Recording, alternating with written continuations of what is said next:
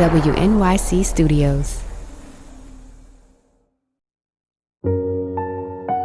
From WNYC in New York, this is On the Media. I'm Brooke Gladstone. And I'm Bob Garfield.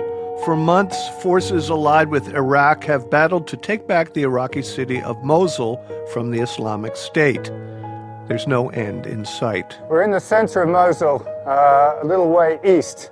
And behind me, it looks like a scene out of a Steven Spielberg film, except this is for real. That is the voice of no ordinary battlefield reporter.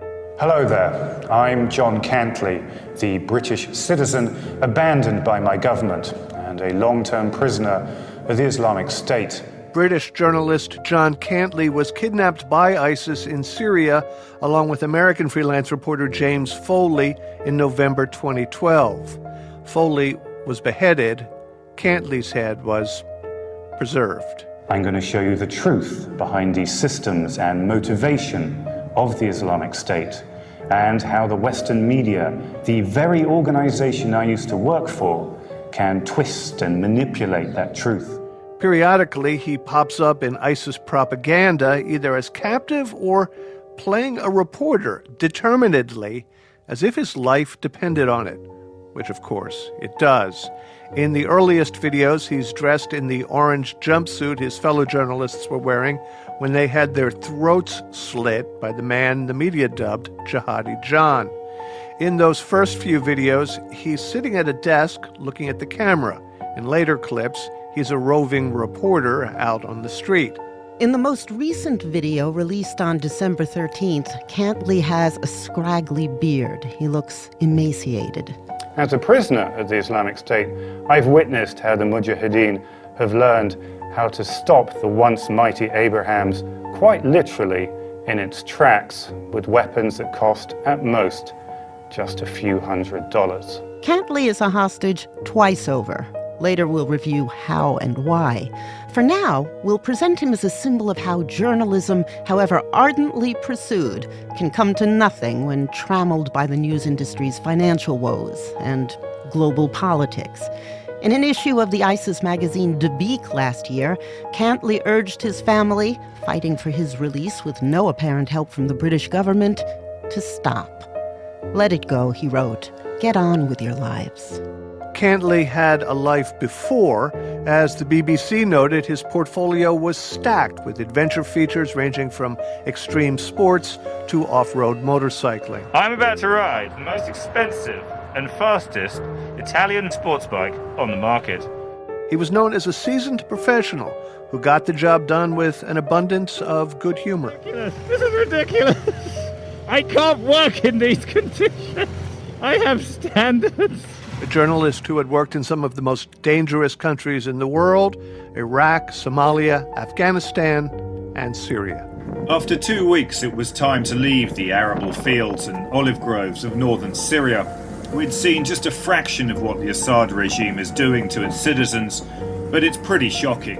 When we planned this hour, which first broadcast in May, we were hoping to hear what Cantlie's colleagues, his friends and family, and his government would say about him. But we soon learned that almost no one would say anything because they feared their words could hasten his death. And some of them also are uneasy with the role he's now playing. So we decided to use the plight of Cantlie as the fulcrum for a broader exploration of the challenges now confronting intrepid chroniclers of war. The era is long past when reporters could move between warring camps without explicit targets on their backs. The era is long past when most journalists had powerful media companies to defend them. And it's long past when combatants needed reporters to get their stories out. Oh, they're still useful in shaping narratives, but not as interpreters, rather as cash cows, public relations pawns, and feature players in snuff videos. But Cantlie's role in the ISIS media machine is, as far as we can tell, unique. It's an example of Islamic State's impressive defiance in the face of the rest of the world, and the fact that they have got this guy who's from a Crusader country basically towing the line. I think that energizes people. Charlie Winter, based at Georgia State University's Transcultural Conflict and Violence Initiative, is an ISIS expert. He says whether Cantlie believes or does not believe the things he says is beside the point. There has been this sort of narrative of whether Cantlie has gone to the other side, whether he believes the things he's saying. I mean, this is a man who's been held by Islamic State for a number of years now, and he is in total self-preservation mode. If he's saying things that the propagandists want him to say, and he's saying them convincingly, then that's going to improve his chances of survival. I do think it's kind of irrelevant to question where his loyalties lie. Sunni Muslims can now walk on the streets of Mosul without fear of Shia oppression. I'm struck by just how normal and crazy and busy everything is. This is not a city living in fear, as the Western media would have you believe. Cantlie's first kidnap occurred when he illegally slipped into Syria in July 2012. He was shot and badly wounded during an escape attempt. A week after his abduction, he was rescued by forces of the Free Syrian Army fighting the rule of Bashar al-Assad. His second abduction occurred soon after the first one and at nearly the same place. Since then, former fellow captives have spoken of special tortures inflicted on British and American prisoners, including waterboarding. Nearly 2 years after Cantlie was taken, his friend and editor at the Telegraph newspaper, Colin Freeman, wrote, quote, "Some of the reporting of his predicament has painted him as the author of his own plight, a devil-may-care adrenaline junkie who didn't know where to draw the line. But," Freeman continued, "that isn't the John I know. The John I know is aware of the dangers all too well, but chose to face them in order to document the brutality of the Assad regime firsthand." French journalist Nicolas Hennin shared a cell with Cantlie and others until his ransom was paid. Cantlie is a great journalist. He is a wonderful storyteller. So they realized the asset that he is for them. And they played a bit with him, doing some reporting for their sake. When you are a hostage, you are just a merchandise. You're just something that you keep in the fridge and waiting for a good use. And so he remains in the fridge until retrieved by ISIS, looking ever more shrunken and sapped. In a BBC interview after his first abduction, Cantlie shared some of what went through his mind while in captivity. There were times when I actually thought, what does it feel like when you're shot in the back of the head, when you're kneeling and blindfolded, is there pain? Does it just go dark?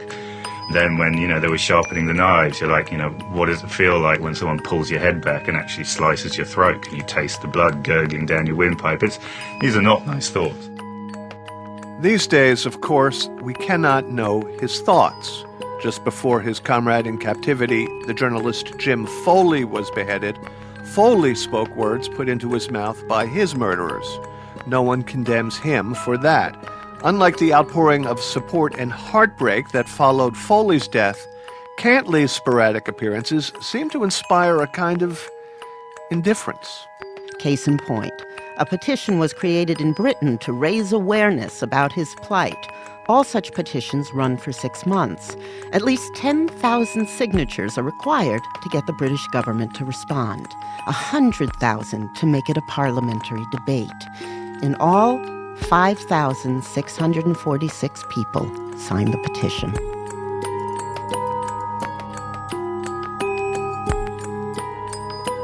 Coming up, why journalists are such ripe and ready targets and why you should care. This is On the Media. Hey, this is Jad. We are celebrating a milestone over here at Radiolab. We have been invading your ears for 15 years. Freaks me out just to say it. 15 years we have been making radio stories, hi-fi, crazy sound design, strange, curiosity-driven stories, and we're celebrating. So check out our latest episode from the archives, all of our episodes, wherever you get your podcasts. This is On the Media. I'm Bob Garfield. And I'm Brooke Gladstone. John Cantlie was abducted in Syria just months after suffering through another kidnapping ordeal there. So why did he go back? John wanted to return to Syria because he was trying to write an article about his initial kidnapping.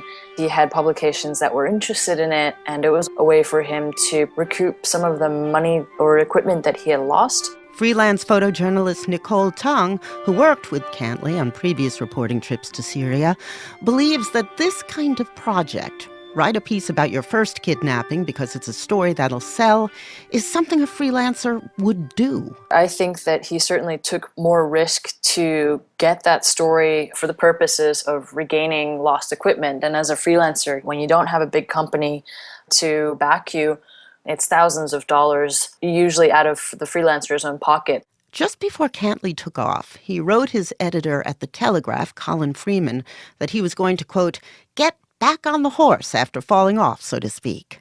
And he asked, does my doing this label me as a lunatic in the eyes of editors and therefore damage my reputation as someone they might use? Freeman wrote in a post that with hindsight he wished he'd said an emphatic yes.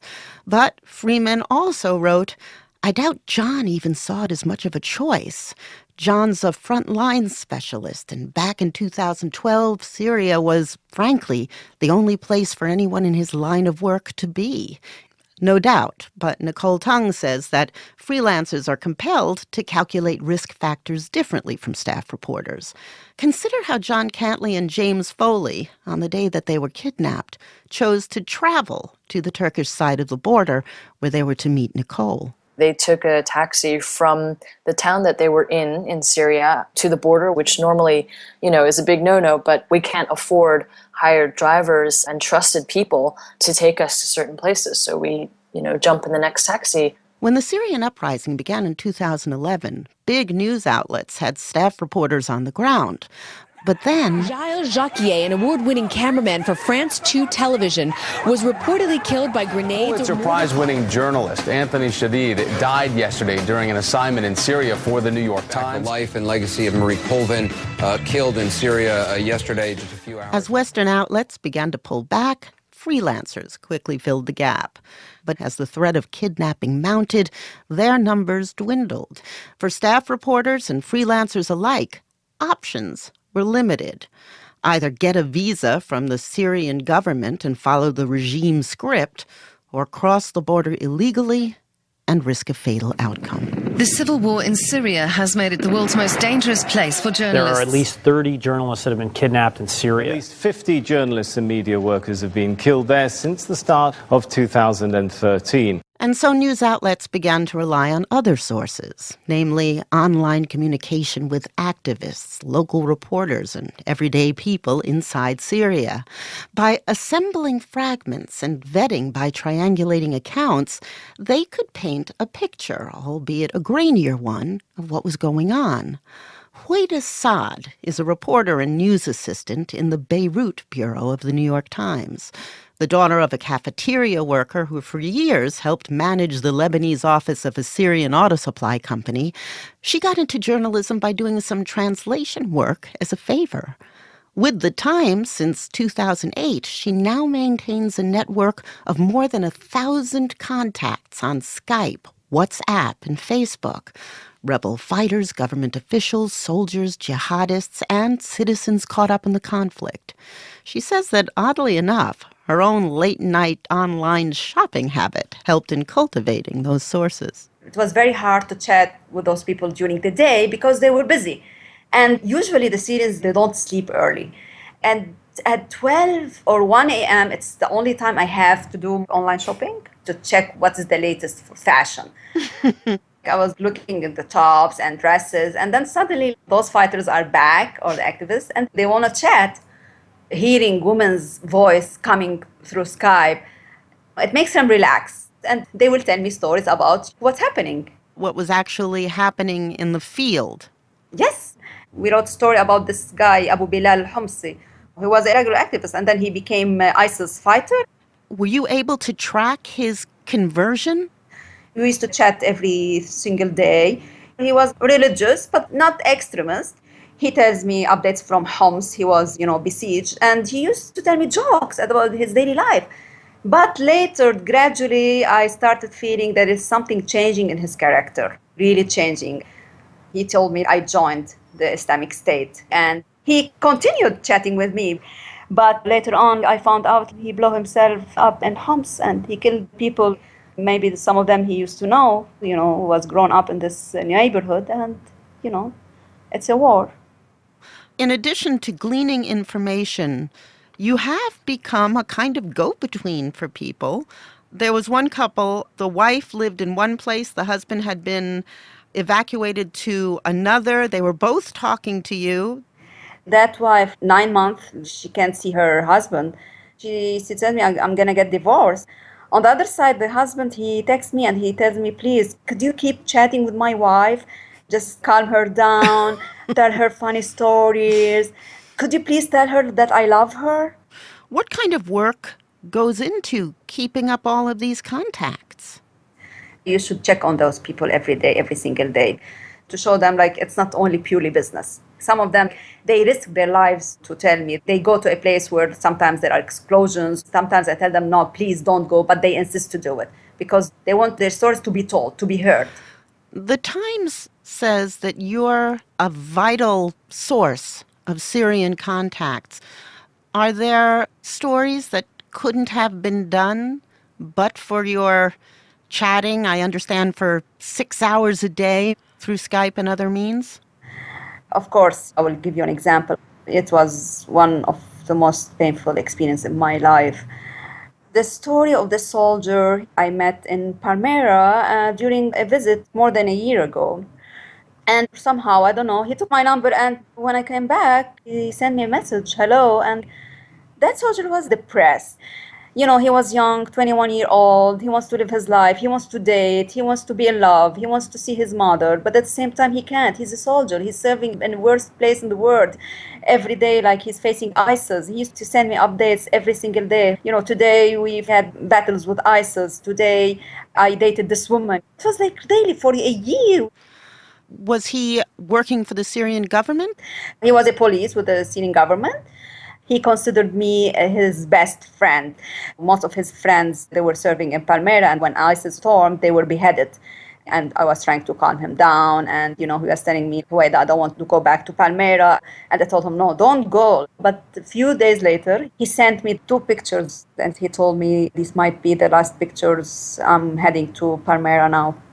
And then he went offline, and, I was trying to look for him, to ask, to check what happened to him. Abu al-Majid, where are you? I was just texting him many, many times. Later, I found out Abu al-Majid was beheaded in Palmyra, outside the mosque, by ISIS. And I don't want to miss this point, Brooke, but throughout my contacts with these people, I received so many messages like Abu al-Majid message, they telling me goodbye. How does the loss of so many of these people who are your contacts and not quite your friends, how does that affect you?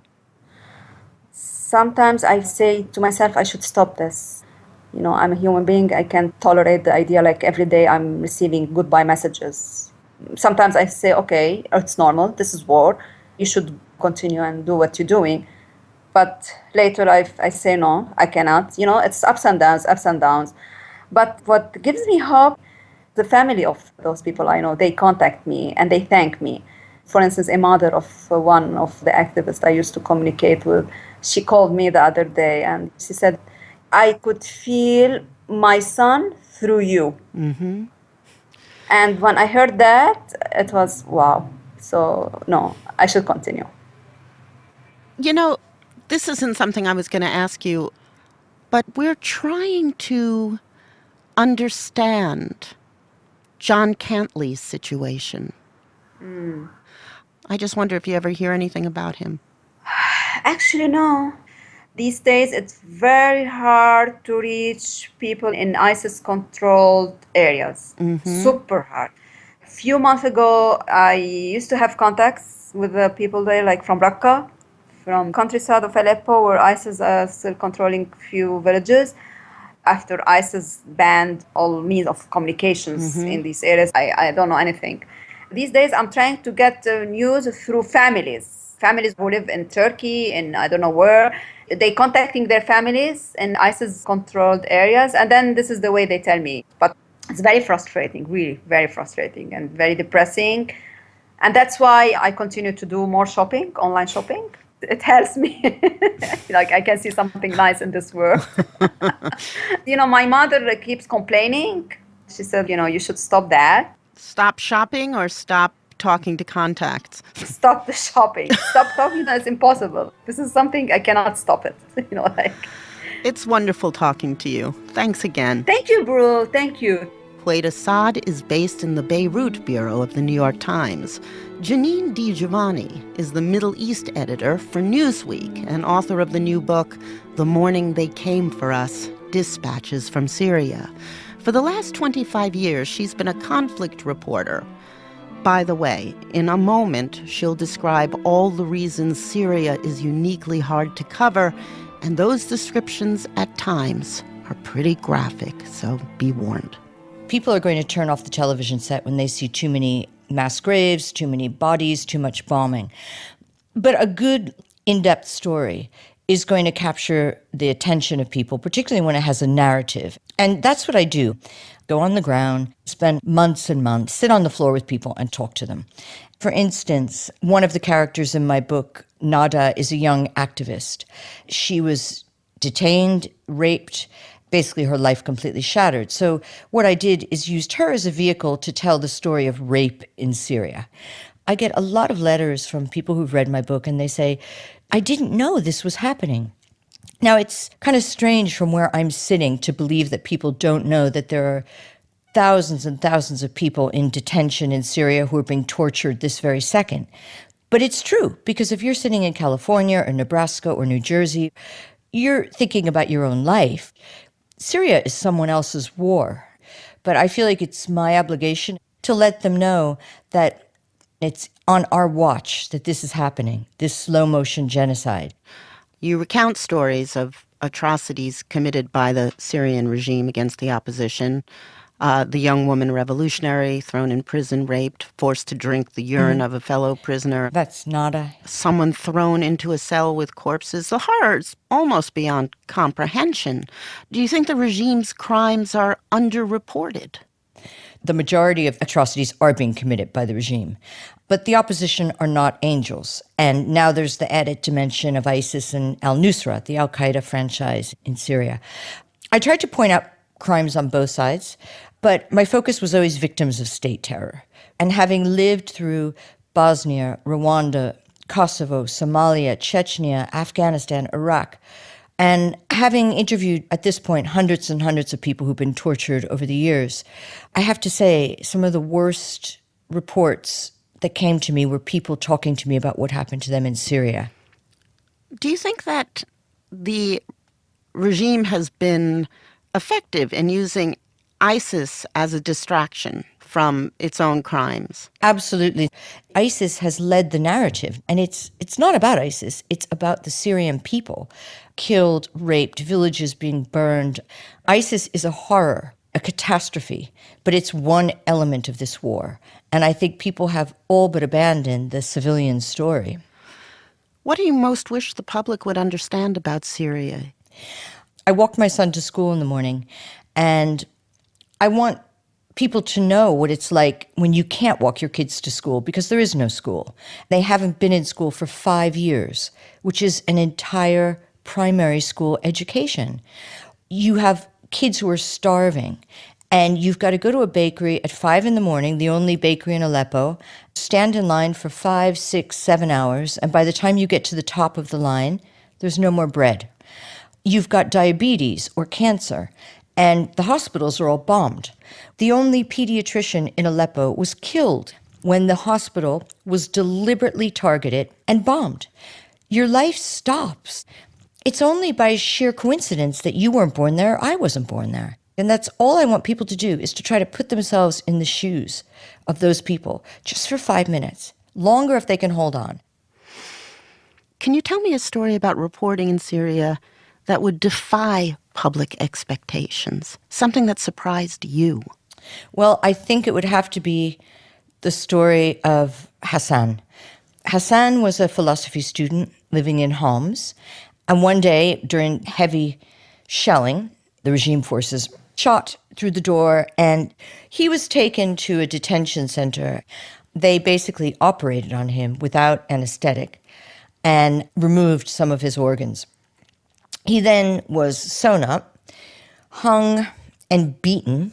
And while he was being beaten, a doctor came to take his pulse, which is customary with torture victims, to see how much more they could endure.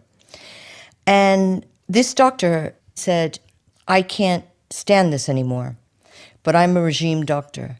So listen to me very carefully. I am declaring you dead. You will be taken to the morgue, and if God has meant it to be, you'll find your way out somehow. And Hassan was thrown into a morgue on top of a pile of corpses, and he was rescued in the most extraordinary way. It's one of those stories that makes you really believe that people in times of war can be extraordinarily bad or extraordinarily good and brave and heroic. Janine DiGiovanni is author of the new book, The Morning They Came for Us, Dispatches from Syria. If foreign journalists are motivated by the idea that people would care if they got the real story, those inside Syria, sources for people like DiGiovanni and Fouad Assad, are driven by the need to help them get that story right. I'm Firas Al-Said. I'm an activist in the Talbisa Media Center. Firas is a citizen journalist in a rebel-held suburb of Homs and an ardent opponent of the Assad regime. After recent Russian airstrikes on his town, he talked to news outlets ranging from CNN to the BBC, but he hasn't much faith in the international press. They are not depending on the people here on the ground. They are depending all the time on the government propaganda and the government media. Along with a handful of other activists, he spends his days chronicling what's happening around him and posting updates to Facebook and YouTube. We are reporting the crimes of Assad forces. We are using the internet to upload the videos, to upload news about what's going on in the city. Most of the time, we are wandering in the city to see what happened and how people are living. Some of people will ask us, why you are filming the dead people? Nobody will care about them. Just let them die silently. But we cannot do that. We have to report everything. Maybe now that will not be useful, but after a while it will. Firas had a chance to escape this bloodshed. In 2011, when the uprising began, he went to the United Arab Emirates. But after a year, as his fellow countrymen were pouring out of Syria, he returned to a hometown under siege. We lost a lot of our friends, our relatives here. We cannot leave this country. I don't know if you can understand, but this is our destiny, to stay here and to die here. Because maybe it's too late to think about leaving. It's too late. We decided to stay and we have to continue that. We have to continue what we have started. Even if the gaze of the world outside has wandered off, Firas Al-Said will continue to chronicle to the cloud for those who still care and for history. Coming up, why some reporters live to tell the tale and some don't. The world's tangled policy on hostages. This is On the Media. This is On the Media. I'm Brooke Gladstone. And I'm Bob Garfield. In almost every one of the ISIS videos in which John Cantlie appears, he identifies himself like this. Hello there, I'm John Cantlie, the British citizen abandoned by my government. And in one of those videos, in between explaining the triumphs of the Islamic State and the warped Western media, he speaks for a moment with eerie conviction. We were left to die. It's the worst feeling in the world, being left behind like that. We'd been in the longest, paid our dues, watched everyone else go home, never stopped believing, and then wham! Have some of that. You're not worth negotiating for. To be left behind so cynically by the country you thought you knew was some kind of ultimate betrayal. Those words, whether his true belief or not, can't but electrify the long-standing debate about how to get hostages home. a debate that's escalated in the last few years with the rise of ISIS and the spate of kidnappings, back-channel releases, and brutal public murders. American journalist Stephen Sotloff of Time magazine, held by ISIS, reportedly has been beheaded in Syria. The video that was posted Saturday night showed the killing of David Haines and showed a threat to kill another British hostage. The terror group has released this video showing the apparent beheading of Alan Henning.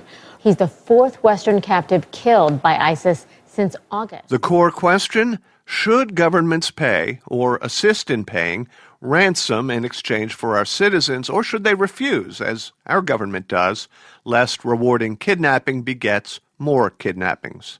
Other countries embrace a third way. France, Spain, Italy, and other European governments publicly deny paying ransoms, but they do.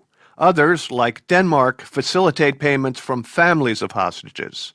Not so the U.S. or the U.K. The theory being that with such a rigid, inflexible stance, the terrorists will realize there's nothing to be gained by holding an American hostage, and therefore they will either avoid taking a hostage or will let them go because they're not going to gain anything from it. Gary Nesner is a former hostage negotiator for the FBI. It may sound reasonable and logical, but it simply doesn't work that way. I think it's clear that Americans still remain very desirable targets for many terrorist groups. While leading the FBI's crisis negotiation unit from 1990 to 2003, Nesner handled more than 120 overseas kidnapping cases. The word negotiate, Bob, has come to mean capitulation and acquiescence. And negotiations is simply a dialogue. It's simply a channel of communication. And there are innumerable reasons why that works to our benefit. Among them, intelligence gathered during the process. Another, forestalling a violent conclusion. A dialogue, Nesner says, at least suggests to hostage takers that there might be some eventual benefit, so they keep the hostage alive. He reflects on a case in which missionaries were kidnapped by the Colombian FARC group. And the missionary organization said, we're going to tell these people in no uncertain terms that we will never negotiate with them. And the terrorists killed 3 hostages. You never want to slam the door shut like that. Open communication also helps clarify the captors' ultimate goals, whether publicity, money, or something else. I worked a case in Africa many years ago where they wanted money, but we ended up giving them office supplies and camping equipment, and that sufficed. ISIS isn't in it for the paper clips and propane stoves, but point taken. Hostages are a commodity in a marketplace, a bizarre bazaar. And one of the common mistakes that anyone makes, including people in government, is they hear an initial demand. We want $100 million. And they say, we're not going to pay $100 million. Well, in most of the developing world where these kidnappings occur, even terrorist ones, kidnap payouts range about 10% of what the initial demand was. Like buying a pashmina in a bazaar, there's the starting price, and then there's the transaction price. Well, that's right. You've got to haggle it down. It's expected. It's cultural. We're not very good at that in the United States. Nesner says that when he worked at the FBI in the 90s and early 2000s, the ransom question was met with greater flexibility. The government never paid, but the State Department did not stop families from paying. If they determined to do it, we would help them do it safely and smartly. What happened, I think, is post 9/11, there began a slow tightening of the interpretation of what the FBI could do. It got kind of complicated and confusing for us as families because we were hearing different things from different branches of the government. Diane Foley is the mother of late journalist and ISIS hostage James Foley. While the family was fighting for his release, the FBI urged them to be in touch with James' captors. But the State Department warned of prosecution if they paid a ransom. The right hand didn't know what the left hand was threatening, creating anxiety and confusion now addressed by an interagency hostage task force called a fusion cell. Since Jim's death, the hostage review that was done and the new formation of the hostage recovery fusion cell now has State Department co-located with FBI and intelligence. That in itself is a huge improvement. The fusion cell is a sort of war room staffed by members of the Departments of Justice, Defense, State, Treasury, Intelligence, and the FBI. It's a fix for the turf wars and poor communication that have often muddled the government's response. The no U.S. concessions to terrorists rule hasn't changed, but families will not be prosecuted for paying ransoms. Diane Foley herself was deeply involved in the government's review and has become a hostage family champion, advocating passionately for a hard look at the policy the U.S. stands so firmly by. Mainly the assumption that refusing to make concessions depresses the market for American hostages. There was recently a report put out by West Point that actually showed that Americans are being captured at the same rate as other citizens around the world. So we need to make sure that our current policy does protect us, right? Gary Nesner echoes that sentiment. There is no data that I can find that would suggest, for example, that a gang of terrorists grabs an American and then all of a sudden has an epiphany and says, oh, we've grabbed an American by mistake, so we're not going to get any money, so let's let him go. I really think we need to come together as Western allies. Jim was with 17 other Westerners, 3 of whom were Americans, but we had Italy, France, the United Kingdom, Germany, and yet each country handled it themselves. And if we had come together, who knows? There might have been possibility of everyone being freed. Perhaps, but the fundamental tension still remains between a family's wishes and the government's philosophy, between what we think is sound policy and what we'd do if it were us. Indeed, the fates of nearly 24 ISIS hostages held in the same prison seem to reflect the different policies in the starkest way possible. The European hostages were released, those from the UK and the US were killed. Gary Nesner. I don't agree with European countries having paid large sums, and I don't think the U.S. government should ever pay a penny. However, there is a much lower expectation of what a family could pay versus a government.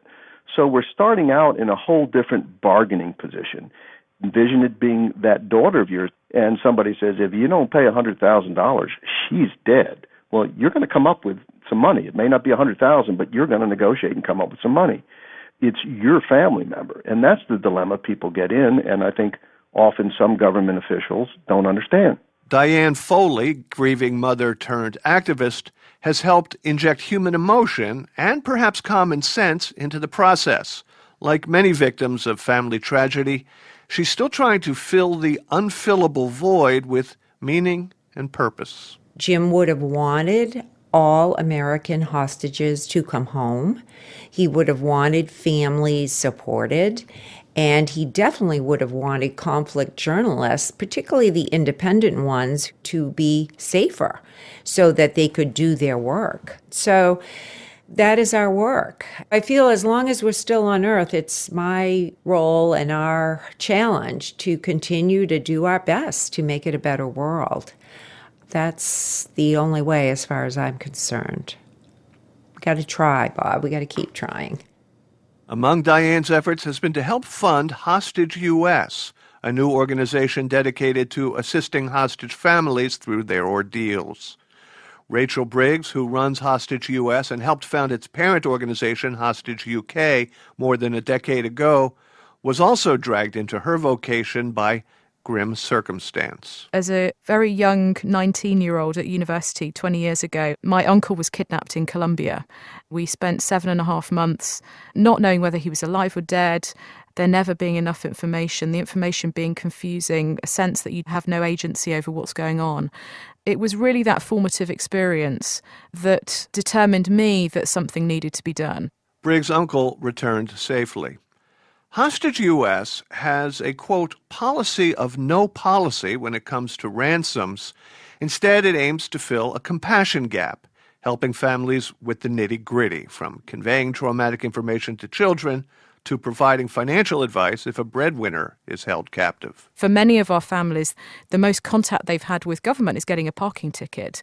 And suddenly they find themselves in the middle of this awful drama, dealing with FBI, State Department, DOJ, private security companies. We're able to help them to make sense of what's going on, give them pointers about what questions to ask, how to hold those agencies to account, really how to do their jobs as families as well as they possibly can. Is there a, top 10 list of the things that hostage families face that they simply don't anticipate as they're dragged into this process? They might be, for example, asked for a DNA sample within the first few weeks. Well, a family's automatic reaction to that is he dead? Are you asking for this because he's dead and you're not telling me? We're able to give them reassurance that that's actually just a very routine thing to ask for early in the case so that it's on file and it's ready should it be needed. One of, I guess, the most common sources of anxiety for families is media interest. Some of them suddenly find the media camped on their doorstep, journalists threatening to break the story against their wishes. I guess the other thing is having to engage with very large bureaucracies.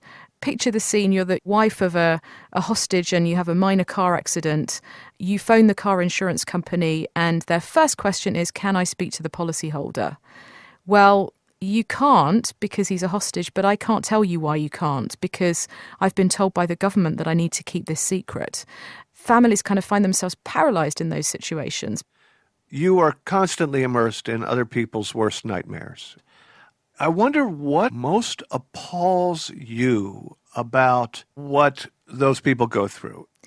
I would say the thing that grinds down any family going through this situation is this constant sense of uncertainty. Day in, day out, you are hearing nothing, you are learning nothing, you have pretty much no control over the situation. I remember speaking to the elderly mother of a hostage who was going into work every day in her local hospital and was having to keep the secret that her son was being held overseas and answering questions. How is he? Yeah, he's doing great. He's still on his travels. The pressure that puts on somebody is unimaginable. And of course, her colleagues only found out when they read in the newspapers about his brutal murder. I guess what we're able to do is be one of the few people in their lives that they can speak openly about what's going on. Rachel Briggs is the director of Hostage US and Hostage UK. Deborah and Mark Tice are the parents of Austin Tice, a freelance American journalist who disappeared in Syria nearly 4 years ago. At age 30, Austin went abroad with the purest of intentions to report firsthand what befell the people there. He had little experience, but a lot of verve and nerve, venturing deeper into Syria than nearly any other Western journalist. Within a month, he was filing stories for McClatchy and The Washington Post, appearing on CBS and giving interviews to NPR. From what I've seen, when the rebels fight, the civilians come out in the streets and leave them, platters of food and pitchers of water to support them when they're fighting. Then, in August 2012, he vanished. 6 nightmarish weeks later, his family saw evidence of life, a video showing him being led blindfolded up a hillside by armed, masked men.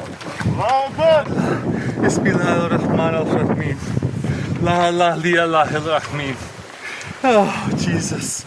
Oh, Jesus. Since that video, the Tices have had no communication with Austin or his captors. But they have had what they call credible recent reports that Austin is still alive and that he isn't held either by ISIS or Syrian rebel groups.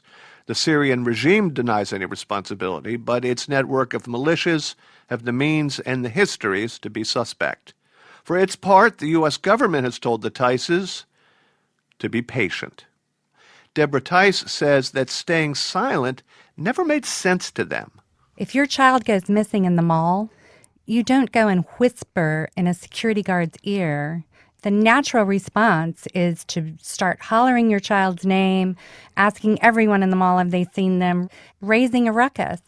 With the help of Reporters Without Borders, the Tices have run full-page ads in major newspapers, rented billboards in their hometown of Houston, launched social media campaigns, given dozens of interviews. But despite their best efforts, they've found it next to impossible to reach the American public. even their own neighbors. It always just floors us. You know, even now we'll get the question, well, are you guys going to go public? That frustration was epitomized most recently at a rally at the White House organized by journalism students at Austin's alma mater, Georgetown University. It was well publicized. There was a lot of interest. It was a beautiful day, but the attendance was small. It was small. It was great to see it, but compared to what we see in some other countries, I mean, in Lebanon, when someone goes missing, they burn tires on the highway. In 2015, I was in Paris for World Press Freedom Day, and there were thousands of people there. When one of their citizens is taken missing, they throw banners on their tallest buildings and say, "We will not stand for our people being taken, and we will bring them home." I'm not really sure, Bob, why we can't get that kind of groundswell in America. Is it hostage fatigue? I think it's really about what are people invested in? What are they passionate about? And how the modern news cycle, is constantly changing. You can't keep your message on top for long. There was a very sympathetic piece about Austin and you in Texas Monthly. But at the end of it, there was this description of you as having become, I think it said, a full-time hostage family. And I wonder what percentage of that is the realistic notion that you can help secure Austin's release, and what percentage of it is just a coping mechanism. There's no doubt that Deborah and I both feel strongest when we're taking action. On the other hand, we found out very early, and this is an old cliche, don't worry, the government's here, they're going to help you. That just wasn't the case. So we not only felt like we had to figure out what we could do, but that it was actually necessary. And what happens every time the phone rings? Well, we don't jump anymore, but we do answer it every time it rings in the middle of the night. And the last thing that both of us do before we hit the pillow is check all of our Google alerts, our Twitter feeds, search the internet for anything new. Deborah does way too much of that in the middle of the night. It's not the middle of the night on the other side of the world. There you go. We are a hostage family. Austin has 6 siblings. And even though his youngest brother is 22, they have sorely missed their parents these last 3 years and 9 months. And to fill the gap that Mark, and especially me, the only job that I've ever had is to be the mom, they have really held it together for each other through college graduations and weddings, big life events where it would have been so different if I had been fully present. And I do think they're quite tired of it. Early on in his expedition, to people who asked him, "What in the world are you up to?" Austin wrote a Facebook post. I'm just going to read a portion of it. Our granddads stormed Normandy and Iwo Jima and defeated global fascism. Neil Armstrong flew to the moon in a glorified trash can, doing math on a clipboard as he went. Sometime between when our granddads licked the Nazis and when we started putting warnings on our coffee cups about the temperature of our beverage, America lost that pioneering spirit. We became a fat, weak, complacent, coddled, unambitious, and cowardly nation. So that's why I came here to Syria, and it's why I like being here now, right in the middle of a brutal and still uncertain civil war. This is a manifesto about a life with purpose. It's that fearless sense of calling that fills our history books with heroes. Deborah and Mark Tice are the parents of Austin Tice, the freelance American journalist who disappeared in Syria in August 2012. All the kidnapped reporters, living or dead, shared that fearless sense of calling to break the silence and to tell the truth. In the end, they're either ransomed or vanished or beheaded after condemning the West. Only John Cantlie must break the silence again and again with words that have no relevance to truth. A mythical torture, right?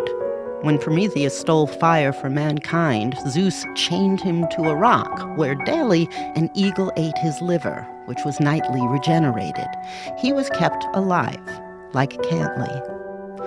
Of course, Prometheus eventually was freed by Hercules. We haven't yet gotten to the end of Cantlie's story.